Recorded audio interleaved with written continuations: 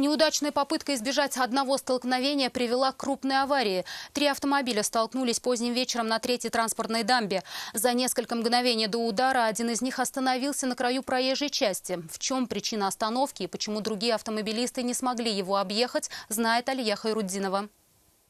Коленом вот я ударилась. Да, ехали в церковь, хотели сегодня Рождество встретить. Встречать Рождество на 3-й транспортной дамбе в планы семейной пары не входило. Такой поворот событий, по их мнению, возник из-за других участников аварии.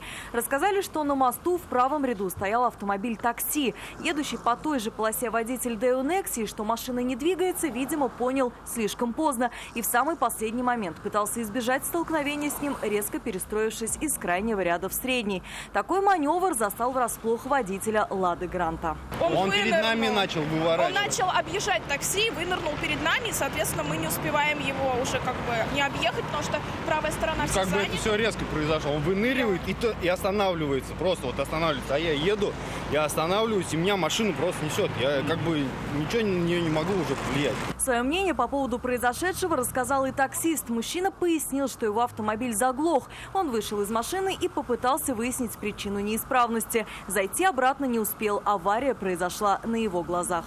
Я стоял здесь, да, с аварийкой, а эти гнали оба. Все, что один, как гармошка бывает. Один не рассчитал, а этот уходил от столкновения. И этот его задел, и все, что. Так кто, по-вашему, виноват из них? Оба они виноваты, скорость превысили. Здесь же есть ограничение скорости. Вот и все. Свою вину никто из участников аварии не признавал. Все решили дождаться на месте сотрудников ГИБДД. Алия Хайруддинова, Айрат Назипов, Константин Бушуев. Вызов 112.